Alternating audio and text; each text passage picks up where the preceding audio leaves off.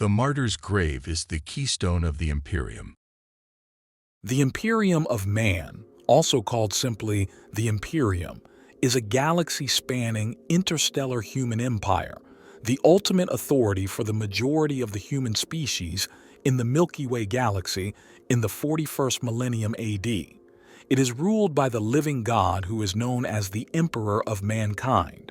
However, there are other humanoid species classified as imperial citizens, mainly mutant offshoots of genetic baseline humans who are known as abhumans, and include such human subspecies as the ogrins, ratlings, and squats. The founder and ruler of the Imperium is the godlike Emperor of Mankind, the most powerful human psyker ever born.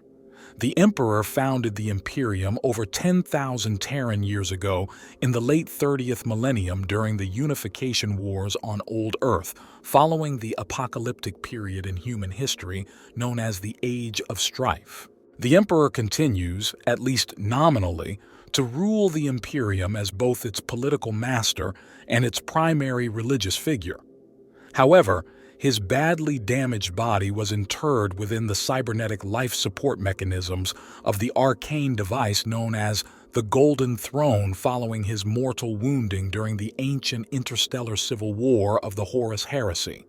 Because of this terrible fate, the Emperor is incapable of interacting with others on a day-to-day basis and has left the basic governance of his Imperium to the Senatorum Imperialis, an oligarchic ruling council of the most powerful noble lords and adepts in the galaxy. The Senatorum Imperialis is currently led by the Emperor's genetic son, Primarch Robut Guilliman, who chairs the council and directs imperial policy as the Lord Commander of the Imperium and Imperial Region. The Imperium of Man is a war-torn stellar empire, teetering on the brink of collapse. For 10,000 Terran years, it has been ruled by the Deathless Emperor, a being of almost limitless psychic power to whom thousands of souls are sacrificed daily to provide him the psychic strength to maintain the Imperium's lines of communication and transport. The peoples of the Imperium live in a galaxy where demons are real, mutation is frequent, and death is a constant companion. To be alive in the 41st millennium is to know that the universe is a terrifying and hostile place. It is a place where you are but one amongst billions, and no matter how heroic your death, you will not be missed. A truly vast domain, the Imperium is spread amongst the many stars of the galaxy. Its territories encompass untold millions of stars and countless more human lives. In its name, terrible wars are fought and desperate sacrifices made. Yet even this river of carnage and blood is a small price to pay, for the Imperium is the guardian of humanity. Were it to pass into nothingness, so too would the human species, destroyed by enemies uncountable to the braying laughter of the dark gods. The Imperium is the largest and currently most powerful political entity in the galaxy, consisting of at least 1 million human-settled worlds dispersed across most of the Milky Way galaxy. Consequently, an imperial planet might be separated from its closest neighbor by hundreds or even thousands of light years. As a stellar empire, the size of the Imperium cannot be measured in terms of contiguous territory, but only in the number of planetary systems under its control. However, most humans in the galaxy have little day-to-day contact with the government of the Imperium unless they serve in one of its adepta or run afoul of its various protectors, such as the Inquisition or the Adeptus Arbites. The Imperium is primarily an interstellar tribute empire, allowing its member worlds to largely govern themselves as long as they recognize the authority of the Emperor and his servants and support the state religion, the Imperial Cult, which holds the Emperor to be the one true God of mankind. Every world of the Imperium must also pay the imperial taxes levied on them in the form of troops and materiel that is known as the Imperial Tithe. These resources go to the service of the Astra Militarum and the Navis Imperialis, the armed forces which keep the Imperium united and safe. The imperial tithe supports the overall economy of the Imperium by redistributing resources where needed, usually to shore up one region of the Imperium where conflict is raging by drawing resources from more peaceful sectors. In general, the Imperium promotes the development of a neo-feudal political system, which the High Lords of Terra and the Inquisition have long believed to be the most stable form of human government. There are few human-settled worlds in the galaxy where any but the most wealthy nobles have any say in the government of their planet, and the imperial establishment generally characterizes any movements toward democracy, self-rule, or the overthrow of the neo-feudal system as outright heresy against the divine plan of the God Emperor.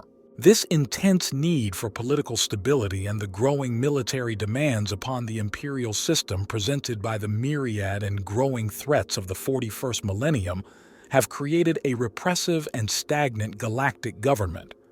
In the present Imperium, science and human progress have essentially been halted in service to the need to simply maintain the crumbling status quo. It is not for nothing that many imperial scholars consider the current age the time of ending for mankind.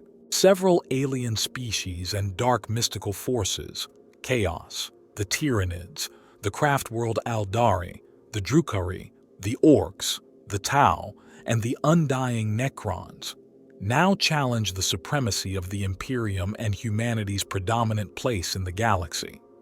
From within its own creaking and increasingly stagnant and repressive edifice, the Imperium is threatened more insidiously by rebellion, mutation, dangerous psychers, and subversive chaos cults.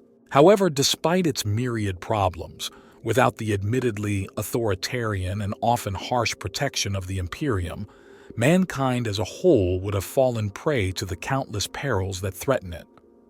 Without the Imperium of Man and mankind's faith in the Emperor who guides it, the human race would have become extinct long ago. The road the human species has walked through history stretches long and bloody at their collective heels. Its origins are hidden by the swirling dust of eons, its present wreathed in the flames of war, and ahead the future yawns like a dark and forbidding pit. Still, imperial historians do what they can to preserve the truth of humanity's journey, even if none may survive to read it. Beneath the imperial palace complex on Terra lie thousands of kilometers of catacombs, hushed vaults, and scroll-stuffed libraries. They are protected by rune-sealed bulkheads so formidable they could endure sustained orbital bombardment. Their guardians are shadowy terrors, unsleeping, ever vigilant. So vast is their sprawl that predatory things have evolved amidst the shadows and the dust, ruling over trammeled ecosystems of pallid troglodyte vermin. The knowledge kept here under lock and key spans the great ages of humanity. Even this ultimate repository is moldering and much eroded by entropy's inescapable touch, yet just those fragmented records that remain would take many lifetimes to study and contain secrets enough to blast the reader's sanity or bring the entire Imperium crashing down. It is well, perhaps, that few even know of the endless archive's existence. Fewer still are permitted beyond their doors. The Imperium of Man was founded by the Emperor of Mankind, also called the God Emperor and the Master of Mankind, at the end of the Age of Strife, in the 30th millennium AD. The Emperor, an immortal being born around the year 8000 BC in central Anatolia on Old Earth, was the collective reincarnation of all the human shamans who possessed true psychic abilities during the Paleolithic and Neolithic ages. Imbued with their combined psychic, physical, and intellectual power, the Emperor was born an immortal being, a perpetual of unparalleled physical strength, psychic ability, charisma, and intellect. The Emperor helped humanity as a whole survive and prosper through the long millennia. In various eras of human history, he intervened through various personas, some of them well-known historical personages, to guide mankind. though such interventions were always brief and shrouded in legend and historical mystery. At the end of the Age of Strife in the 29th millennium, the man who would become the emperor finally took a direct, public, and permanent role in shaping the future of humanity, believing that the damage done to the human species by 5,000 years of terror, isolation, and violence could not be reversed unless he openly guided humanity as its leader. As such, he shed all his prior identities and simply revealed himself in the late 29th millennium on Terra as the Emperor, determined to unite the entire species under his stern but benevolent rule. He intended to replace superstition, fear, poverty, and intolerance with reason, science, progress, and hope. Why do I still live? What more do you want from me? I gave everything I had to you, to them. Look what they've made of our dream. This bloated, rotting carcass of an empire is driven not by reason and hope, but by fear, hate, and ignorance. Better that we had all burned in the fires of Horus' ambition than lived to see this. No record now remains of humanity's first faltering steps into the interstellar void during the period remembered as the Age of Terra. Yet, step they did, their confidence and skill increasing until steps became strides, became bounding leaps through space. Ancient Earth became the shining hub of a powerful interstellar human realm with Mars, the first world terraformed by humanity, standing proud as a bastion of technological innovation and scientific learning. Humanity's first encounters with alien races are not directly detailed, though fragments suggest that accords were struck with some, while wars were fought against others, most notably the ever-belligerent orcs. Little more can be said of this long-lost age of adventure and hope. Glimpses and echoes are all that survive. The first indications of human warp travel date from the early millennia of this age, in CAM 15. They hint at gruesome disasters and many setbacks, yet it is clear that eventually the faster-than-light warp drive technology was perfected. The cultivation of the navigator gene and the establishment of the navigator houses came soon after, allowing vast leaps in interstellar travel and the establishment of a full-blown human empire amongst the stars. As humanity's power and influence grew, so too did its hubris. The indomitable spirit of human endeavor has ever riser to the sternest challenges, interstellar exploration, trade, and, inevitably, warfare presented challenges like nothing mankind had faced before. Planetary colonization proceeded at a ferocious rate. It seems likely that, during this era, the human race splintered and reformed time and again into warring or competing power blocks and planetary empires. But nothing could destabilize human space as a whole. Human scientists, engineers, inventors, and innovators became the new gods. They worked alien technologies into their species' devices to increase their efficacy with little thought to the risks. They modified their species' genome to ever greater degrees, fashioning vast armies of tailored gene troopers whose humanity was all but lost amidst the array of freakish alterations worked upon their bodies and minds. They invented standard template construct machines, or STCs, that allowed human colonists to rapidly fashion everything they needed to dominate new worlds from whatever natural resources were available. They developed sentient nanoplagues, world-sundering directed energy weapons, and endless ranks of fearsome artificially intelligent men of iron that could be unleashed upon those who refused to bend to their wills, alien and human alike. They fashioned thinking machines of vast intellect that administered to the every need of colony worlds, transformed into glittering utopian paradises. It was during this age also that humanity's psychic evolution is said to have accelerated apace, and therein lay the seeds of this first human empire's annihilation. Arch-historitors, chronopedants, and inquisitors of the Ordo Hereticus have combed what scraps of information exist from this era and have agreed upon two things. First, that it is impossible now to separate fact from fiction, and second, that the first mentions of human psychers appear around the end of M22 are near ubiquitous across humanity's worlds by late M23, and that absolute anarchy is said to have engulfed the worlds of mankind soon after. The collapse was sudden and appalling, a wave of apocalyptic catastrophe that swept across human space. Terrible wars saw entire star systems scoured of life. Armies of mechanical soldiers marched against their creators and slaughtered billions. The scourge of mutation ran rampant, and everywhere psychic atrocities were unleashed. Everything from psychers claiming godhood over entire worlds to demonic possession and full-blown reality collapse, as the warp breached the dimensional barrier and invaded real space.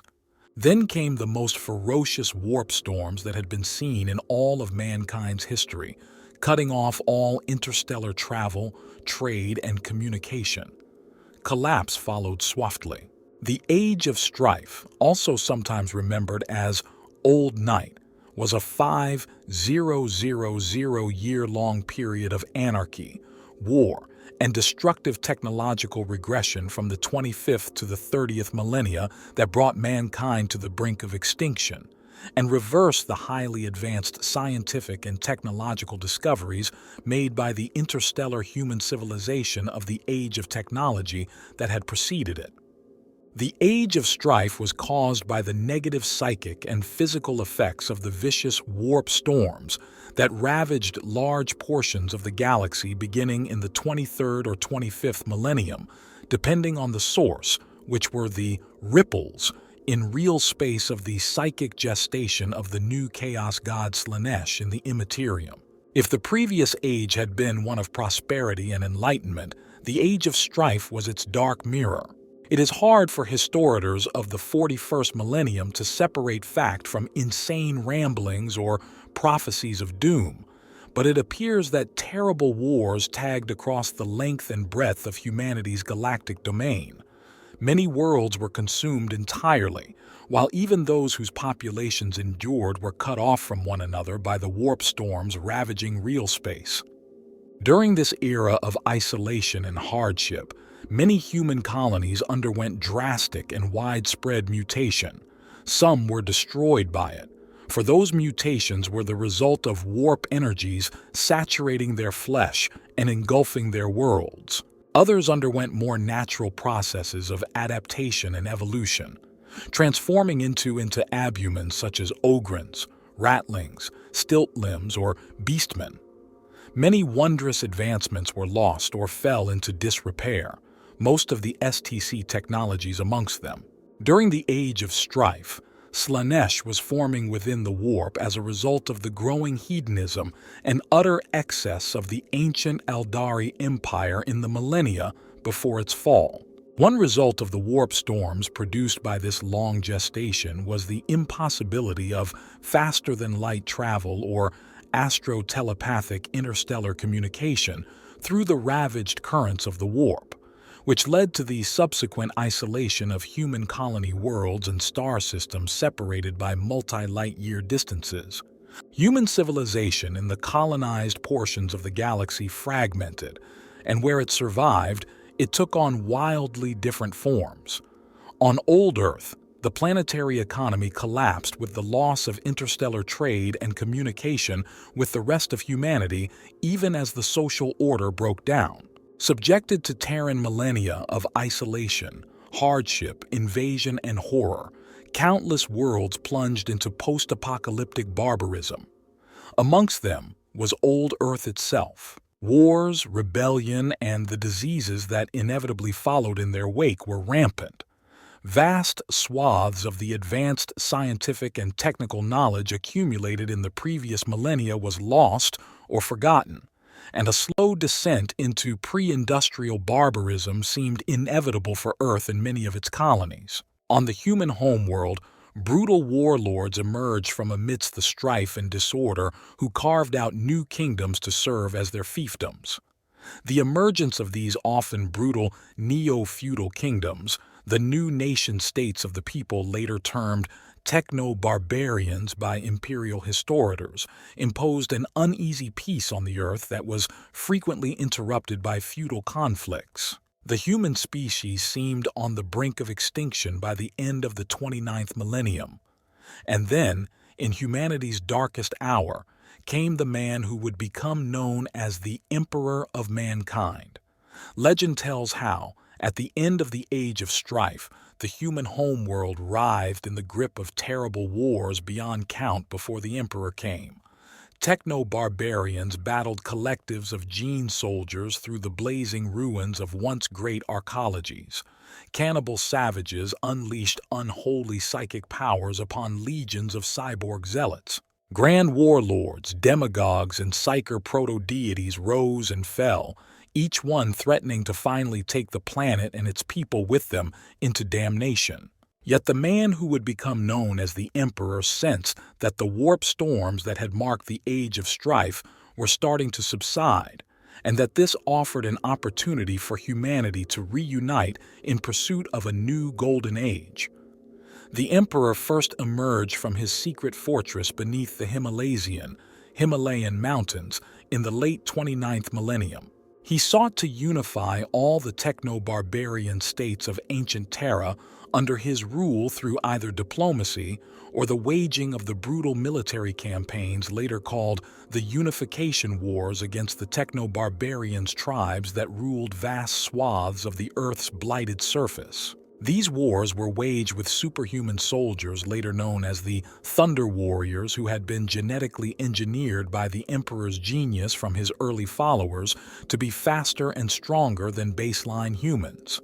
Such warriors would provide the early foundation from which he would later decide to create the Space Marines. After conquering the last of the independent techno-barbarian states of Old Earth, the Emperor began to lay the foundations of his burgeoning Imperium. At last, the Age of Strife was over. Hope was restored. Yet hope has ever been humanity's addiction and curse both. Understanding that no one man, even one such as he, could rule alone, the Emperor formed his war council, comprised of his most able generals and a number of high-ranking administrators, the most formidable of whom was Malcador the Sigillite. Malcador was not a warrior, but a man of learning with the bearing of a priest. His origins were unknown to all save perhaps the Emperor himself, to whom some believed Malcador was distantly related. Malcador was appointed to administer the newly constructed imperial palace and court in the Himalayan mountains, and through this appointment also govern newly conquered Terra as his master's left hand. Where Terra had been a place of unending war, it now became a place of unceasing activity, production, and planning. Just as the conquest of Old Earth was complete, a mighty and unforeseen cosmic event occurred. A massive shockwave blasted across the immaterium, clearing the warp storms that had plunged the galaxy into tumult and raged for more than 5,000 standard years. It seemed to some to be divine providence, fueling the beliefs of those that considered the Emperor to be himself divine, no matter how much he decried this claim. The way to the galaxy was now open, and the Emperor's armies would be able to take to the stars, with the other planets of Terra's solar system the first step upon that road.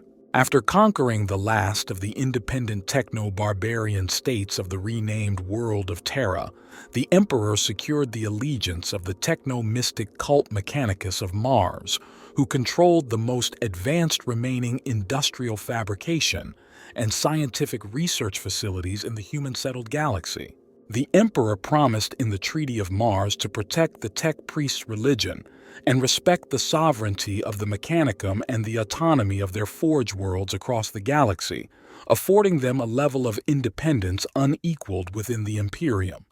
Furthermore, the Emperor gave to the service of the Mechanicum 6 of the houses of navigators, so that their ships might once again travel safely through the warp after the loss of their own thrall navigators centuries before.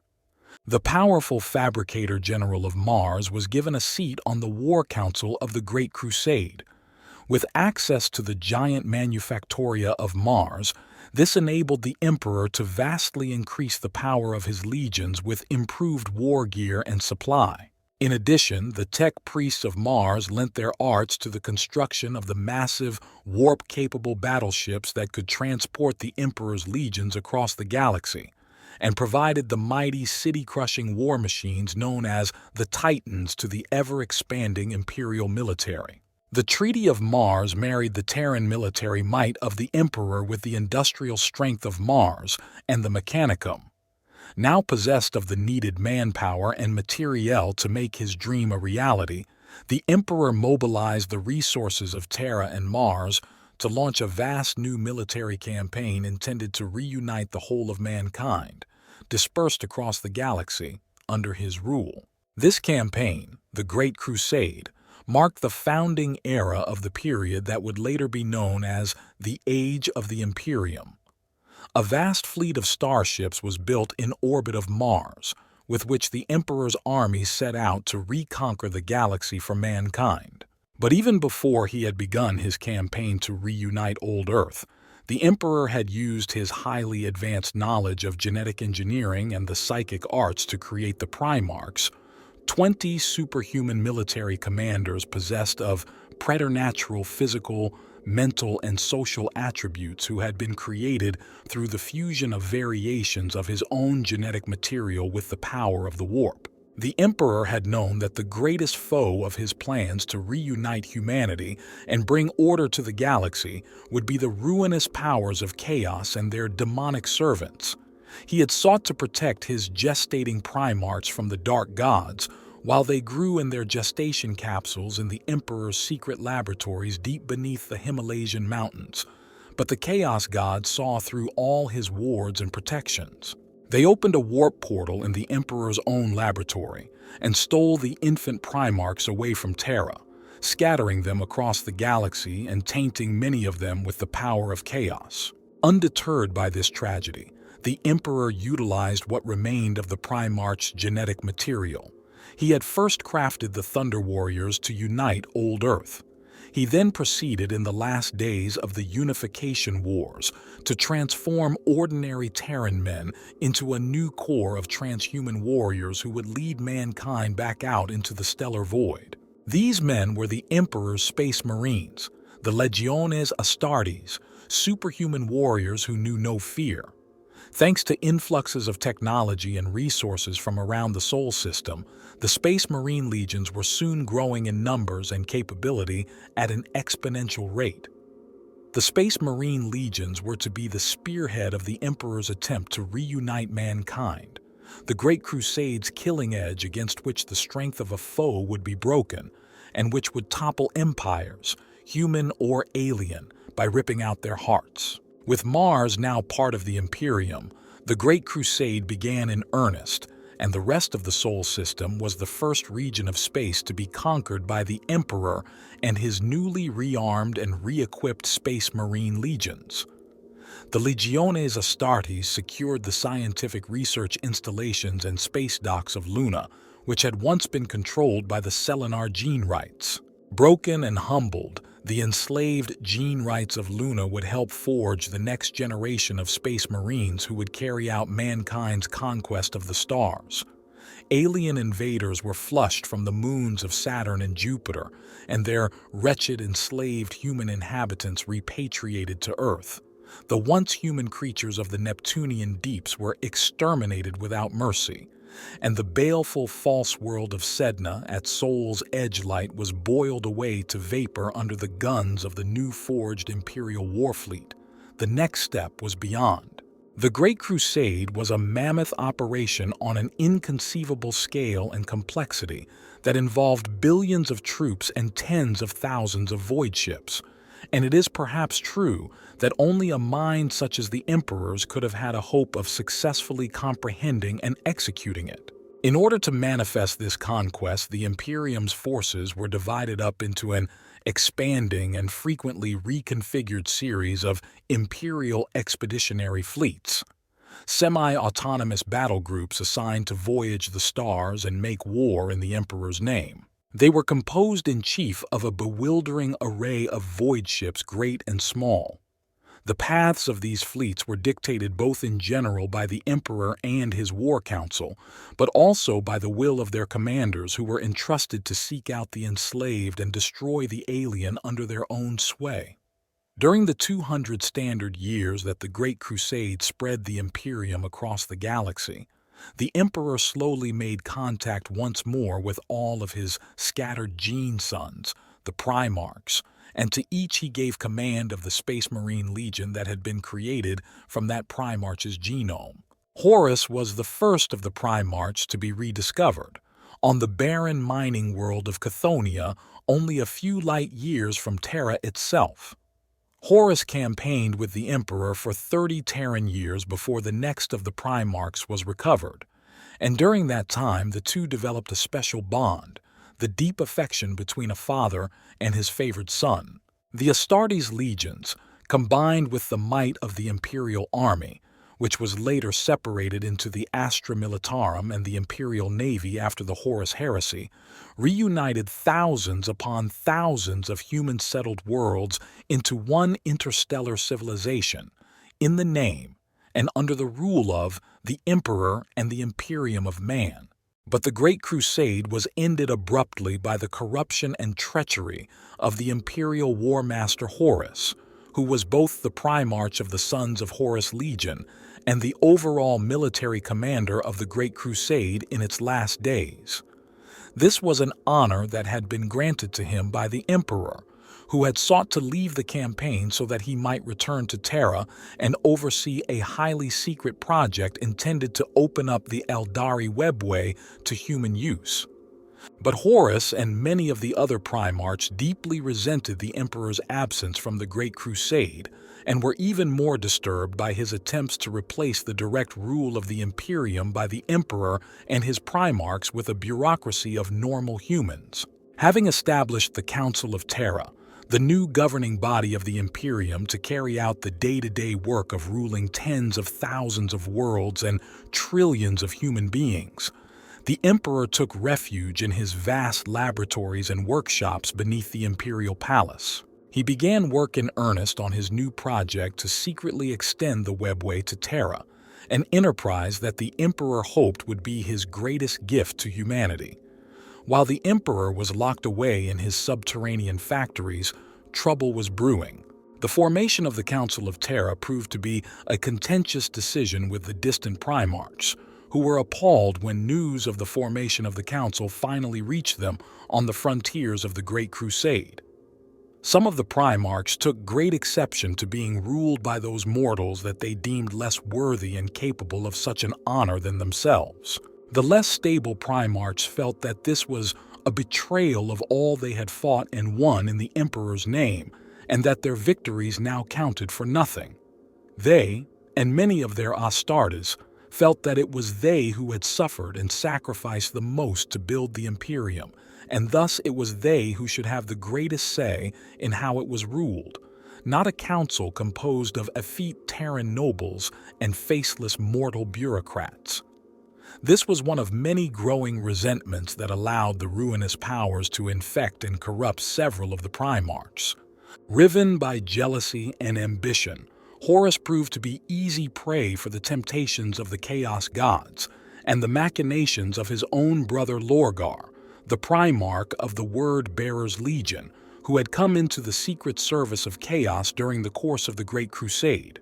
Given the opportunity, the Dark Gods falsely convinced the arrogant War Master that the Emperor had intended all along to simply use the Primarchs and the rest of humanity to transform himself into a god. Enraged and offended at this notion, the ruinous powers then promised Horus their support in his bid to seize the Imperium for himself. Horus ultimately convinced 9 other Primarchs and their Space Marine legions to join his cause and serve the designs of Chaos. He instigated the terrible Horus Heresy, a galaxy-wide rebellion against the Emperor, and eventually one half of the Imperium's vast military forces, as well as elements of the Mechanicum, rallied to the traitor's cause, unleashing the greatest conflict mankind had ever known upon an unsuspecting galaxy. The Horus Heresy was fought across the galaxy for more than 9 Terran years, beginning in C005.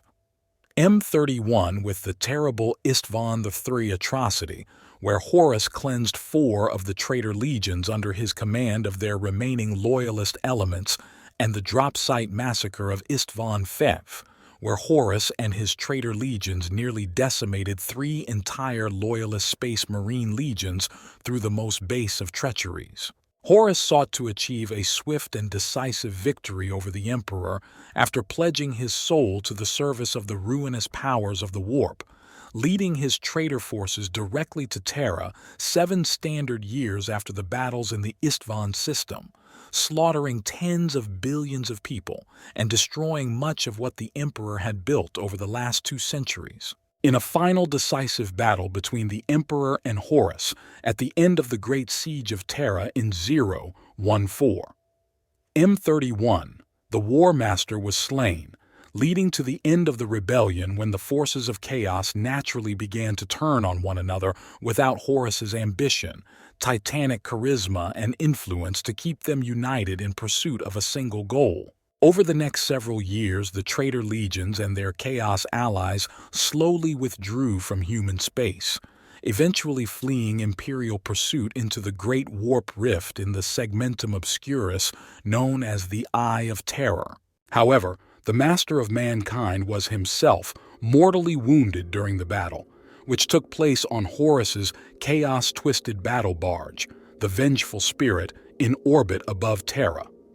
The Emperor's body was recovered by the Primarch Rogel Dorn of the Imperial Fist Legion, and according to his last instructions, the Emperor was placed on the life-preserving Golden Throne, an arcane artifact dating from the Dark Age of technology that served as both a psychic amplifier and a potent cybernetic life support system that the Emperor had originally intended to use to create his portal into the Webway. For over 10,000 Terran years now, the Emperor has remained immobile on the Golden Throne. Though physically a broken, dying carcass incapable of movement and unable to communicate normally with the outside world save through the rare telepathic contact and the Emperor's tarot, the Emperor's psychic will, almost omnipotent, extends through the Immaterium across the million worlds of the Imperium. It produces the psychic beacon of the Astronomicon that is used by all Imperial starships to travel through the warp. Soul binds weaker psychic humans to make them useful, sanctioned psychers of the Imperium, while leeching the lives from 1,000 other psychers every solar day to sustain his psychic presence, and struggles against the encroaching demons of the warp, protecting mankind from their real space predations. In all this, the Emperor endures the constant agony of his dying body only through a sheer exercise of will and the sustenance that the life forces of the sacrificed psychers provide.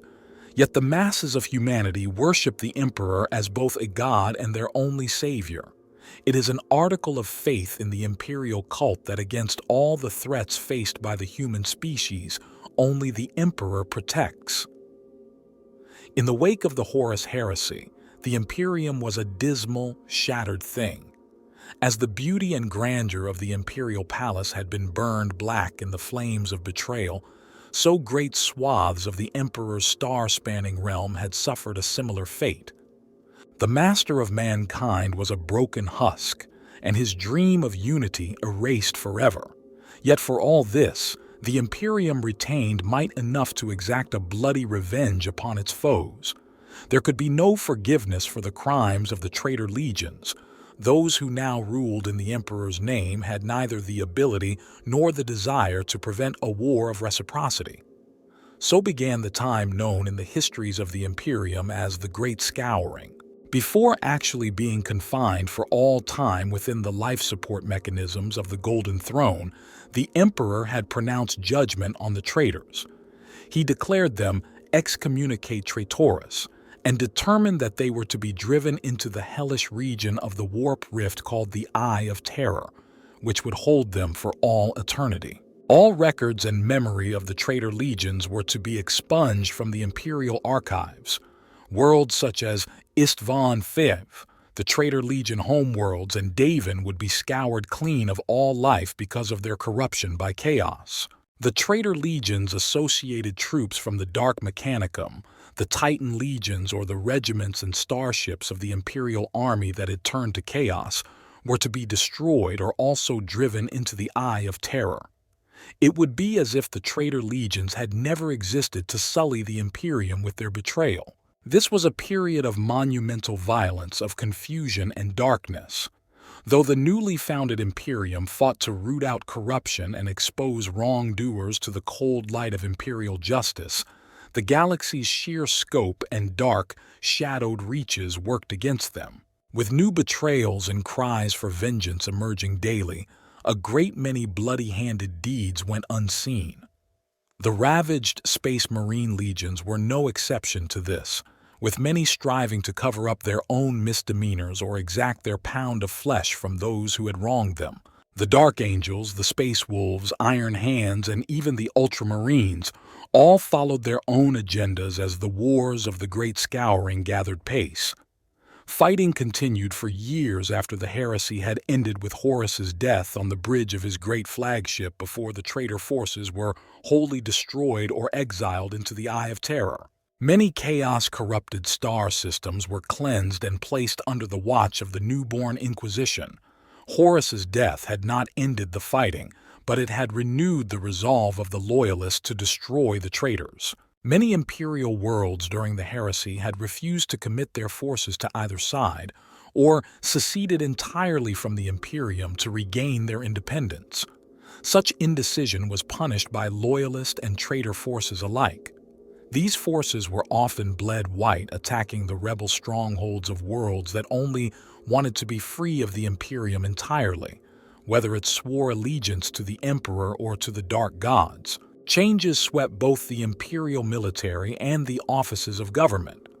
The Space Marine legions, the vast fighting formations so instrumental in mankind's victories during the Great Crusade, were broken down into many smaller chapters comprised of 1,000 Astartes. Overseen by Roboute Guilliman, the Primarch of the Ultramarines Legion and the Lord Commander of the Imperium in the wake of the Emperor's ascension, he penned his magnum opus, the Codex Astartes, a great and sacred tome which covered every conceivable topic of military organization, strategy, and tactics. This transition allowed for greater tactical flexibility without placing the command of an entire Space Marine Legion into the hands of one individual. Never again would the awesome power of 100,000 Space Marines be misused. The Loyalist Space Marine legions, called the Shattered Legions, that had been decimated during the drop site massacre on Istvan V, the Raven Guard, Iron Hands, and Salamanders, were slowly re-established using what little gene seed the survivors had managed to escape with. The original first founding Space Marine legions were divided into smaller successor chapters. One chapter maintained their parent legion's original name, badge, and colors, while the remaining chapters took new names and heraldry. These original chapters are known as the Second Founding Chapters, an event which occurred in the early 31st millennium and coincided with the beginning of what was known as the Reformation of the Imperium. Another vast change wrought upon the Imperium's mighty military redefined the nature of the Imperial Army. Once including both the great battleships that plied the stars and the countless mortal soldiers that landed to fight planet-side, now the two were divided into the Imperial Navy and Astra Militarum, colloquially known as the Imperial Guard. Across all the agencies of the Imperium, offices and institutions were split, their previous responsibilities fractionalized into separate functions and departments. Many of the countless branches within the sprawling Adeptus Administratum were spawned at this time. With the instigation of these changes, it was not unusual for two separate organizations, each unaware of the other, to be tasked with the same jobs, such as verificator scribes and tithe enumerators poring over the same data, each producing the same reports. These Byzantine systems were put in place as fail-safe measures, which have since spiraled out of control into administrative excess. Beyond any such bureaucracies and standing watch over all was the newly formed Inquisition, a secretive paramilitary police organization outside the established hierarchies. Ever vigilant, its role was to question everything in the constant search for threats to humanity. None save the Emperor himself escaped the Inquisition's uncompromising and watchful gaze. The Imperium of Man. At the end of the 41st millennium is a dystopic society by the standards of the people of the 21st century. The unexpected horrors of the Horus Heresy fatally weakened the nascent Imperium, but more importantly, starting with the Emperor himself, claimed some of its best warriors, technocrats, administrators, and diplomats, who fell either in battle with the traitor legions or were corrupted by chaos themselves. Mankind stands upon the brink. On the one hand lies a realm of unimaginable power, on the other awaits darkness, death, and utter damnation. Only those that follow the guiding light of the Emperor may save their souls.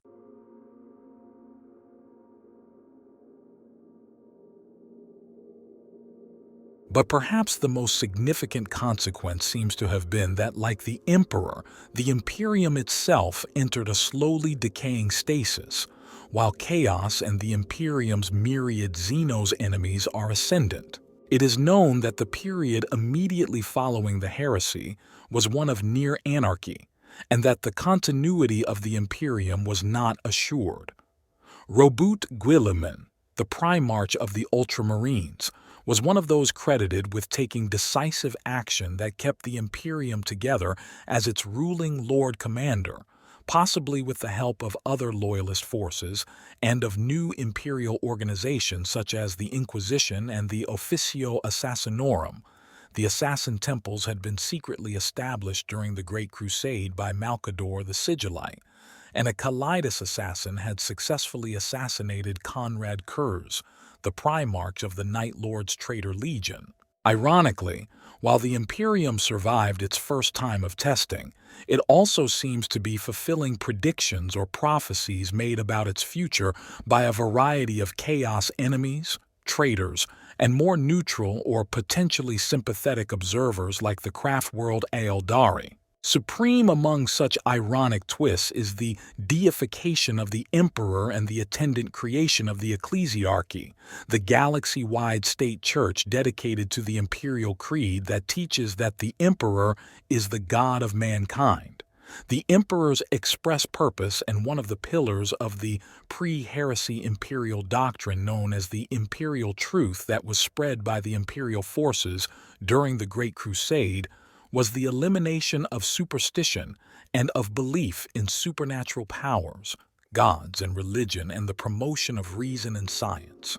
It is worth noting that among the ploys used by the ruinous powers to turn Horus to their service were uncannily accurate visions of the post-heresy Imperium, in which the Emperor and his loyalist primarchs were worshipped by the imperial masses as a god and his saints, respectively. Of course, unknown to Horus, this was a future caused by his actions, not prevented by them. Another measure of the Imperium's stagnation has been the lack of real technological progress over the last 10,000 Terran years, and a fear of unknown or ancient technology that sometimes borders on irrational superstition. It seems that the last era of major human technological advancement was the era of discoveries and technological applications made during the planning and execution of the Great Crusade.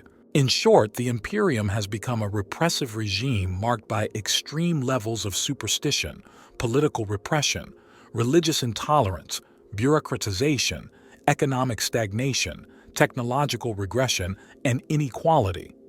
Corruption and injustice are rampant, and human life is increasingly worth very little in a galaxy teeming with trillions of people. But though the Imperium is repressive and stagnant, it is also the only thing holding the enemies of humanity at bay. Many in the highest levels of the Imperium know that it must reform if it is to survive, but they fear that the cure might very well kill the patient.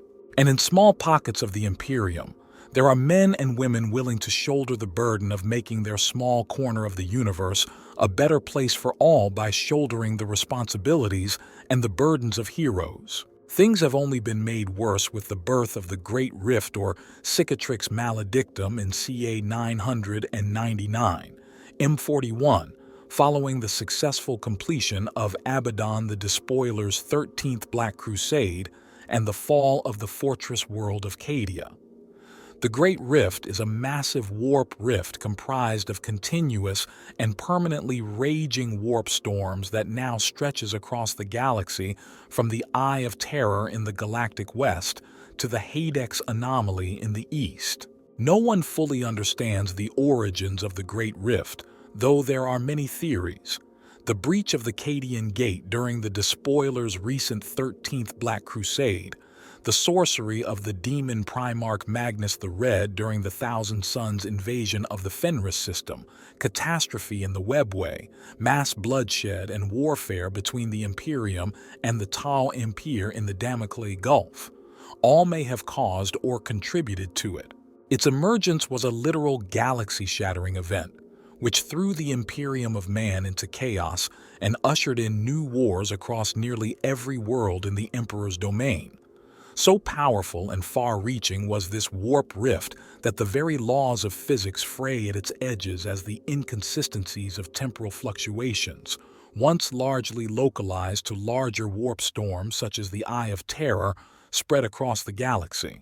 Some worlds felt standard centuries go by in an instant while others were all but frozen in time, and still others have suffered constant temporal shifts. On the far side of the galaxy-spanning warp rift from Holy Terra, things have quite literally gone to hell. There, the light of the Astronomicon is obscured behind a psychic maelstrom of nightmares, and the entire region has been dubbed the Imperium Nihilus, or the Dark Imperium. Many of those planets in the vicinity of the Great Rift have disappeared entirely, or been so corrupted that they are now labeled as demon worlds. The regions of the galaxy on the near side of the rift, known as the Imperium Sanctus, still bathe in the light of the Emperor, but are under no less pressure from the still-growing threat of chaos. In response to the emerging forces of chaos throughout the galaxy, the recently resurrected Roboute Guilliman, Primarch of the Ultramarines, and now once more the Lord Commander of the Imperium and its vast armies, has launched his Indomitus Crusade.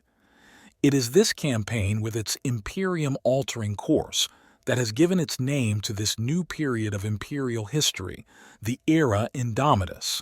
Gathering his new armada along with elements of the Adeptus Custodes, a small contingent of the Silent Sisterhood, and a vast war host of Primaris Space Marines from many newly founded chapters, the Primarch and the other fleets of the Crusade have set a winding course. Strike forces from over a dozen pre-existing chapters of Space Marines, led by the Imperial Fists, have joined the Indomitus Crusade fleets. Thus began many new legends as Guilliman and the other Indomitus fleets traveled to aid beleaguered Imperial planets, breaking sieges and sweeping away invaders to bring hope back to the desperate defenders. It was not long before word began to spread as those worlds that could still receive astropathic messages hailed the return of a hero out of myth. Once more, one of the demigods of the past fought for the Imperium of mankind. Even so, in CA 999, M41, the Adeptus Mechanicus secretly reported to the High Lords of Terra that in addition to all the other problems besetting the Imperium, the mechanisms of the Golden Throne are malfunctioning, and they no longer possess the necessary knowledge to repair them. Whether the nobles of the Imperium like it or not, the Imperium will either begin to change at the direction of its resurrected Lord Commander, or it will die, the throats of its people cut by the myriad wolves already circling its shattered realms. The human race of the 41st millennium bears deep scars upon their collective psyche thanks to the horrors of the Age of Strife, which ground on for almost 6 standard millennia. Mankind survived its ravages in only the most fragmented and desperate fashion, emerging from its shadows and into the Emperor's light as a species much changed. The collapse of humanity's interstellar society during the Age of Strife brought a violent end to millennia of human confidence. It completely shattered the species' prior sense of galactic destiny. Never before had there been a peril or challenge human ingenuity could not best. Worse, the dangers that laid mankind low came from within, unmarked until it was too late. The damage done to the Gestalt human psyche by thousands of Terran years of galactic catastrophe ran so deep as to become instinct, mistrust of curiosity and invention, of alien influence and psychic witchcraft predominated. Humanity became closed-minded and violently conservative, desperate to avoid repetition of the mistakes that had led to the horrors and intense suffering of the Age of Strife. Where lore and record-keeping failed, mythology and religion kept those fears alive. Perhaps this explains the fervor with which the Emperor's Great Crusade was greeted. Though, of course, countless warlords and isolationist societies fought his rule, the Emperor's unification of the human-settled galaxy brought a safe and secular comfort that banished the ghosts haunting the human soul. If this is true, then it would also explain why the Emperor's fall during the Horus Heresy saw those specters rush back in with such vengeance. Fearful and bereft of the Emperor's conscious guidance after his interment within the Golden Throne, humanity sought strength in the blind zealotry that the Emperor himself had so assiduously discouraged through the spread of the imperial truth, becoming ever more entrenched in their superstitions over time. The Age of Strife even scarred the galaxy itself. Countless worlds were reduced to inimical wastelands or overrun by dangerous living weapons. Others were left haunted by the cyclopean ruins of lost endeavor, vast halos of decaying orbital machinery, looming spires crackling with strange energies, echoing tech vaults still concealing deadly threats behind bulkheads buried in the... Every time the Imperium discovers another such remnant of humanity's former glory, it is but another reminder of the hubris that damned mankind and the dangers of daring to hope in such a dark and terrible age as the 41st millennium. The Imperium of the 41st millennium is a deeply superstitious society, its people bound in shackles of ignorance and blinded against dangerous truths. Atavistic terror and religious disgust characterize its attitudes to scientific and technological innovation, stemming from the barely remembered apocalyptic horrors of the Age of Technology and Age of Strife. Advanced science and technology is but dimly understood by the mass of humanity, be they erudite scholars, military heroes, the pilots of voidcraft or ragged serfs. The majority of mankind attributes the operation of technology to fickle, animistic machine spirits that must be beseeched with the proper rituals of activation and appeased with offerings of sanctified oil, sacred unguents, and the like. Only the magi of the Adeptus Mechanicus possess true repositories of technological and scientific lore. They hoard all they have gathered in towering data stacks deep within the industrial sprawls of their fortified factory planets known as Forge Worlds. Yet even these insular tech priests make no distinction between technical blueprint and sacred scripture, electronic component and holy relic. Their prayers are delivered in blaring Binharic cant, their repairs conducted as incense-wreathed rituals, and the construction of their revered machines performed by rote rather than understanding. Experimentation, innovation, and invention are considered tantamount to heresy. The doctrines of their machine god, the deity whose physical manifestation is the Emperor or Omnissiah, grew out of the terrors of the Age of Strife and warn of the dangers of rampant innovation. Knowledge lost to the ravages of time remains lost, for the terror of tech heresy, or at least of its discovery and the subsequent punishment, is greater by far than the dread of ignorance. For all this, the Adeptus Mechanicus holds vast power in the Imperium, which is reliant upon advanced technology to survive. There is a reason that worship of the Omnicia is the only officially tolerated religion besides the Imperial Creed. Nor do the Adeptus Mechanicus view the acquisition of lost technologies, archaeotech, to be in any way equivalent to the sin of fashioning devices anew. There is an irony long lost on the tech priests that they hunt rapaciously for even the slightest fragments of ancient human artifice, many of which are examples of the very Dark Age technology so reviled by their own creeds. Such relics of the Omnicia are viewed as sacred treasures. Entire armies are readily sacrificed to ensure their acquisition. Most precious of all are the remnants of standard template construct machines that have survived the long Terran millennia. These remarkable STC databases allow auto-fabrication of devices that humanity can well use in their war for survival. Many of the Imperium's most ubiquitous weapons and war engines are still produced in this fashion. The Imperial Creed is as damning of unsanctioned technology as it is of mutation or rebellion against the Emperor. Many allegorical parables warn against the horrors of artificial general intelligence. Such thinking machines are regarded with horror and are banned even amongst the Adeptus Mechanicus. The average Imperial citizen views tech heresy as akin to witchcraft and reacts with equal intolerance to either. Some human worlds play host to ancient sites where the remains of Dark Age technology lurk, but these are shunned as cursed by those forced to live in their shadows. Xenos technology is even further mistrusted. Even the most replicable and galaxy-changing innovations are typically shunned if they are of alien origin. There are exceptions. Dangerous archaeotech sometimes finds its way up from the lawless roots of hive cities or mine workings after being excavated by labor gangs. Frontier world colonists, who take a more pragmatic approach to survival than those who live on the more settled worlds of the Imperium, trade with neighboring Xeno species, and in so doing introduce xenotech to the sprawling imperial black markets.